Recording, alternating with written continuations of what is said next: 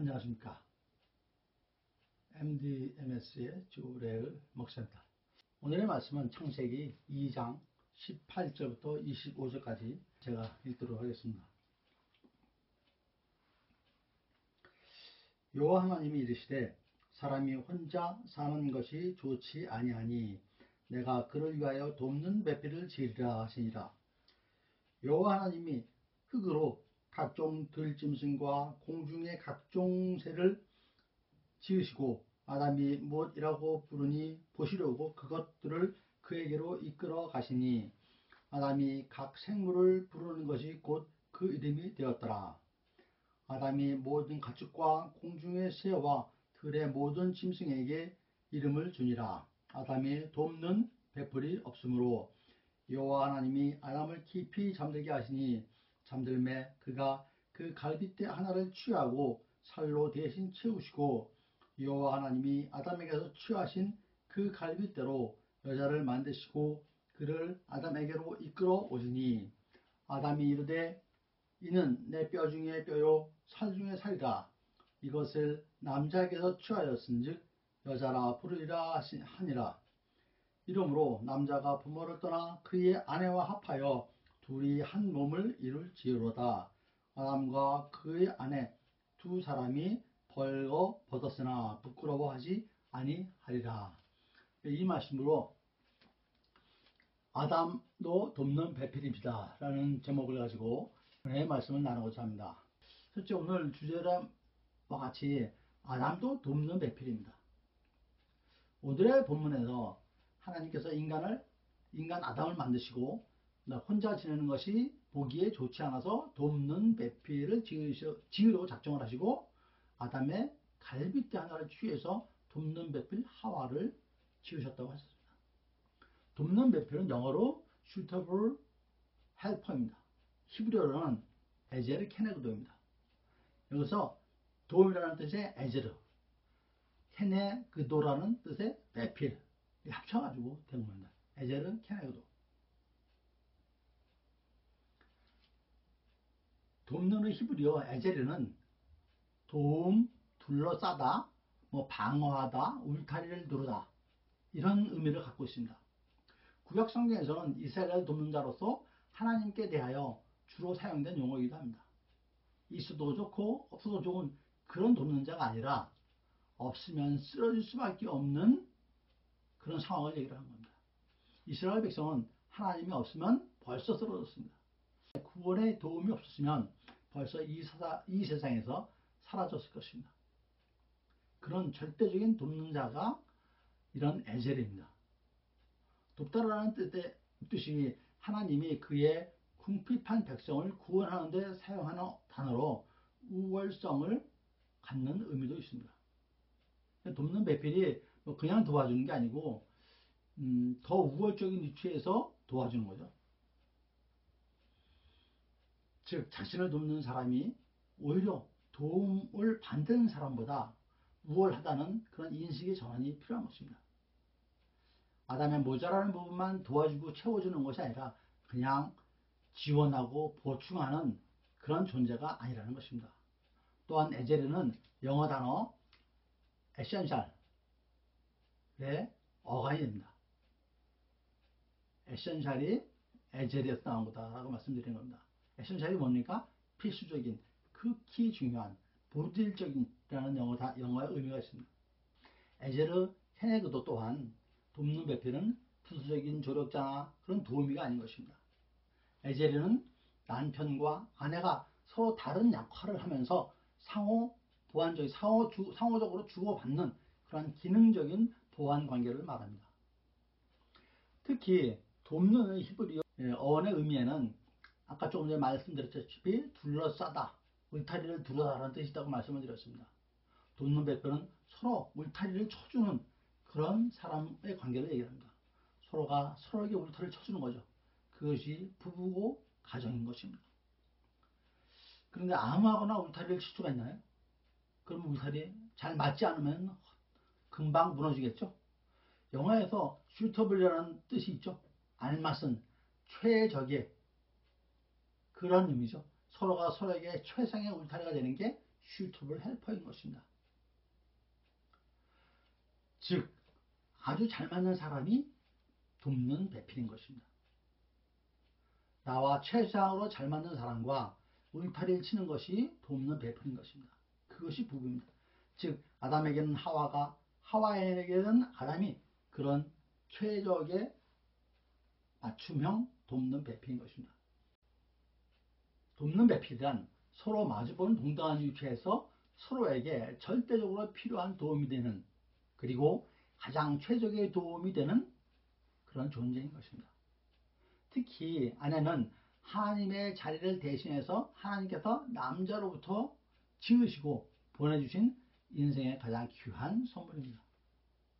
남편 또한 아내를 위하여 미리 예비하신 인생의 가장 귀한 돕는 배필인 것입니다. 아울러 부부가 잊지 말아야 할 것은 이 모든 것의 주관자가 하나님이시라는 겁니다. 돕는 배필의 필요성과 돕는 배필을 지으신 분이 누구죠? 하나님이십니다. 이번 기회에 남편분도 돕는 배필임을 분명히 하시기 바랍니다.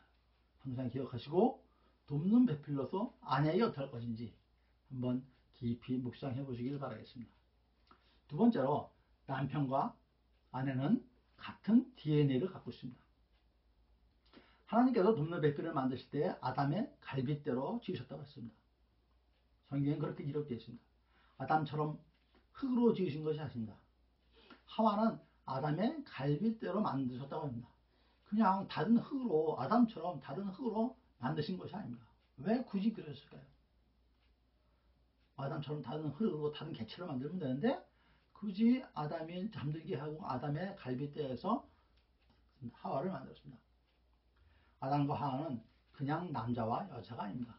부부는 그냥 남자, 그냥 여자가 아니라 남편과 아내입니다. 성경 구절에 남자와 여자가 같이 한 구절에 나오는 그런 구절이 몇 개 있는데 오늘 창세기 1장 27절과 2장 23절 읽었습니다. 오늘 2장 23절을 읽어봤으니까요. 제가 1장 27절을 읽어보겠습니다. 하나님이 자기 형상 곧 하나님의 형상대로 사람을 창조하시되 남자와 여자를 창조하시고 하였습니다. 여기에 나오는 여자와 남자하고는 자카르하고 네케바입니다. 자카르, 네케바. 2장 23절, 오늘의 본문에 나오는 2장 23절에 남자와 여자는 이쉬와 이샤입니다. 남자가 이쉬, 여자가 이샤입니다. 그러니까 앞에 나온 1장에 나온 1장에 하나님의 형상으로 지어진 남자, 여자의 개체하고 2장에 나오는 남편과 남자와 여자는 남편과 아내라는 이쉬하고 이샤 다릅니다.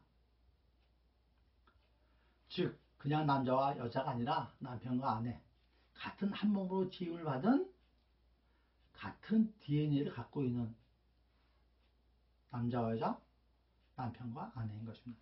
그래서 아담이 명언을 하죠. 오늘 말씀에 있죠. 이는 내 뼈 중에 뼈요 살 중에 살이라. 이것을 남자에게 취하였은즉 여자라 부르리라 했습니다. 하나님의 형상으로 하나님의 자녀로 태어났지만 그동안 내 주관, 내 뜻대로 살아오다가 이제 온전한 하나님의 자녀로 하나님과 하나가 되는 것입니다. 이것이 부부고 결혼이고 이렇게 이루어진 것이 가정입니다. 한자어 공부 잠깐 해보겠습니다. 아까 남편과 아내라고 그랬죠? 남편, 한자로는 남자가 남자겠죠? 그리고 편자는 편할 편자입니다. 편리하다, 편안하다의 편자. 그래서 남편, 편한 남자라는 뜻이겠죠? 그러면은 남편과 함께하는 여자는 아내가 아니고 여편이라는 말이 있습니다. 남편 되는 말이 여편입니다. 여편, 편한 여자. 아내에 대한 말도 좀 한번 해보겠습니다. 아내는 어원이 안 플러스 애입니다. 안은 안 할 때 집 안에 아니겠죠? 안. 접미사 애입니다. 애는 접미사 애는 사람이나 물건한테 붙이는 접미사가 됩니다. 그래서 안 플러스 애가 발음 법칙에 의해서 안애가 아내가 된 것입니다. 부부는 가장 편한 남자, 가장 편한 여자 합쳐진 것입니다. 화성에서 온 남자, 금성에서 온 여자가 합쳐진 것이 아닙니다. 가장 편한 남자하고 가장 편한 여자가 합쳐진 것입니다. 왜? 꼭 맞으니까요. suitable help 아닙니까? 언제 편합니까? 언제 가장 편합니까? 주님 안에 있을 때가 가장 편안합니다. 주님의 주관으로 이루어진 부부입니다. 항상 주님 안에 있는 부부가 가장 편한 남자, 가장 편한 여자인 것입니다. 이 세상에서 나와 같은 DNA를 맞는 건 우리 부부밖에 없다라는 걸 명심하시기 바랍니다. 말씀을 정리하겠습니다. 가정이 헬라어로 오이케스 오이입니다. 이 오이케스 오이의 어원은 오이코스입니다. 오이코스인데 오이코스는 그 마태복음 16장 18절에 베드로한테 얘기하죠. 하나님께서 반석 위에 교회를 세우리라. 그 반석 위에 교회를 세우리라에 세우다라는 뜻이 오이코도 매옵니다. 가정을 세운다는 것은 무엇입니까? 교회를 세우는 것입니다. 가정을 이루는 것은 즉 교회를 이룬다.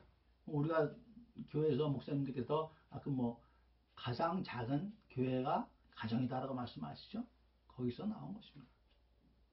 여러분, 마지막으로 성경 한 구절 말씀드리도록 하겠습니다. 그러므로 우리는 기회 있는 대로 모든 이에게 착한 일을 하되 더욱 믿음의 가정에게 할지니라 하십니다. 믿음의 가정, 영어로는 The Family of Believers. 주님 안에서 가장 편한 남자와 가장 편한 여자가 함께 이루어가는 그런 믿음의 가정 되시기를, 그런 주님의 자녀들, 그런 부부, 그런 가정이 되시기를 축원드립니다. 감사합니다.